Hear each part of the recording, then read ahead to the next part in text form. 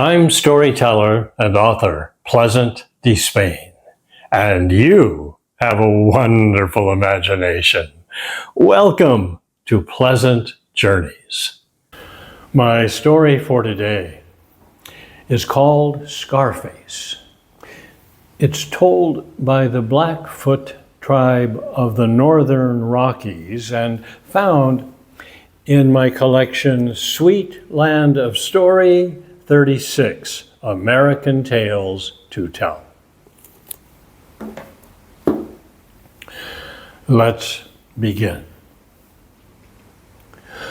Long ago, when the tribes were at peace, a beautiful young woman was courted by several of the young men of her tribe. But to each one who asked for her hand in marriage, she had to say, "Oh, I'm so sorry, but I cannot marry you," or, "Oh, I know you would make a good husband, but it's impossible." Well, there was a reason for this. Long ago, the above person, the sun, had come to her and said, "I am claiming you for me. I do not want you to marry anyone else, and I will in return provide you with a long and prosperous life." This was a secret she kept, not even her parents knew. And then one day, the poorest young man of the tribe, an orphaned warrior who didn't even have a horse, came to her and asked for her hand in marriage. He had a big jagged scar down his cheek, and he said, "I have nothing to offer you but my heart," which is true. And if you could find it in your heart to love me, you will have my love forever. "Oh," she said, "you are a good man, and I feel close to you, but I cannot."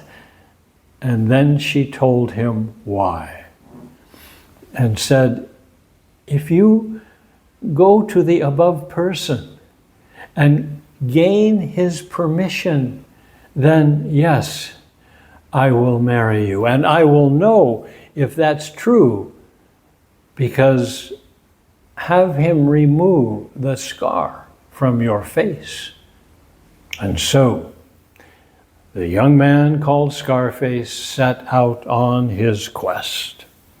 And he traveled through the forest for a few days, and finally he could not find a pathway that might lead to the sun. So he called upon the animals, and first he spoke to Wolf, and Wolf knew the forest well. Wolf said, "That is a secret, and I do not really have the answer. Perhaps you should talk with Bear." And so a few days later he found Bear, and they had a conversation, and Bear said, "No, that's a secret to me as well. But Wolverine, who is so clever, Wolverine may know." Well, Scarface knew that he wouldn't be able to find Wolverine on his own, so he sat on a log and called out, "Wolverine, oh, you are the most intelligent of all the animals. You know so much. Please come and help me with my quest." And Wolverine showed up and heard the story and said, "Well, yes, I can show you the pathway to the edge of the great water. Come with me." And it took a few days, but they finally came to the edge of a water so big that Scarface could not see to the other side. And Wolverine explained, The above person has a lodge on the other side of this water. But how will I possibly cross this water? And suddenly, two large swans that came right up to the shore, and they said, "We will help. Hold on with your arms around each of our necks, and we'll fly you across the water." And that's just what they did. And when they landed on the other side, Scarface found the path leading directly into a very heavily wooded forest. And as he walked into that forest, there, beside a very tall tree, was a beautiful bow and a quiver full of arrows. He admired them and then continued walking along the path. And it wasn't long before a young man said, "Hello, stranger. Have you seen my bow and arrows?" Oh, yes," said Scarface. "They're back there by that tall tree." "Well, why didn't you take them?" "Oh," said Scarface, "they don't belong to me." "Oh, good," said the young man. "That tells me you are an honest man. My name is Morning Star, and I am the son of the sun above, and Moon is my mother. Well, come with me, and I will take you to our lodge." And when they got there, Moon inquired, "Why have you come to see the sun?" And he explained, and she said, "Well, I think you should delay asking for permission right away. Let the sun get to know you a bit first." And so they had a nice meal that evening, and Sun talked with Scarface and said, "I think you're a good young man, and my son here, Morning Star, could use a good companion, so I would like you to stay for a while, and you two can have some adventures." And the next morning, Moon took Scarface aside and said, "When you and my son go out today, whatever you do, do not go to the west, because it's in that direction that the wild geese like to stay. And the wild geese are dangerous, and they have killed several of my children. So don't let Morning Star go to the west." "Very well," said Scarface. And he and his new companion went out to hunt that day, to explore.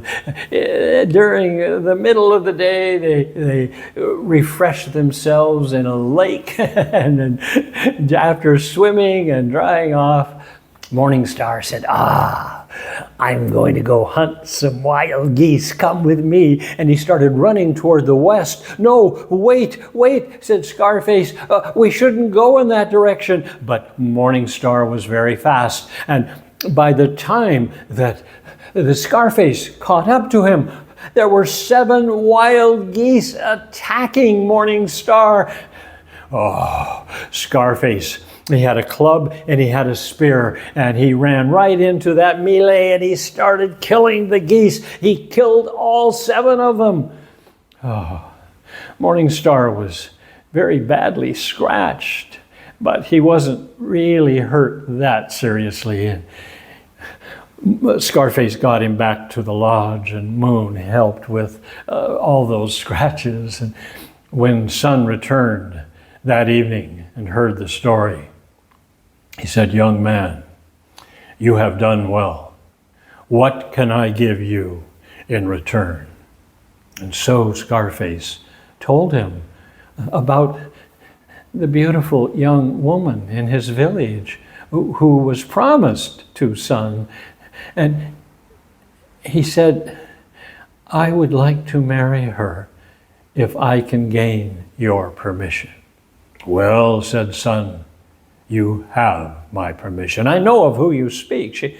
She is a good woman. She has a good heart and a strong spirit. You two will be happy together.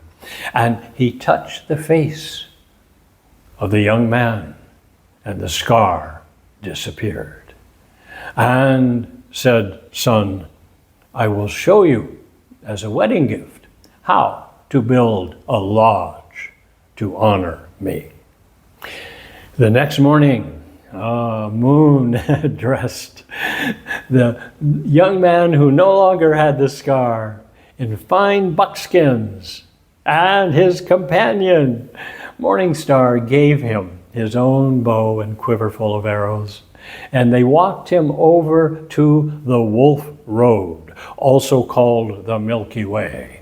And it wasn't long before this young man made his way back down to earth. He ran to the village, and when the young woman saw that he was not only finely dressed and well equipped with weapons, but the scar was gone, so she knew it was true. They could marry. And the wedding feast, the dancing and the singing went on for several days. There was great joy within the village. And they built the very first lodge dedicated to the sun. And the young couple, well, they lived a long and very happy life. I hope you liked this story. Thank you so much for listening and helping me to share this story with you. Give it a like, if you will. Leave a comment. I'll be more than happy to answer. Down below, as usual, my website is listed with a direct link with all of my books to Amazon.com. There are so many stories yet to tell. Another story to tell next week.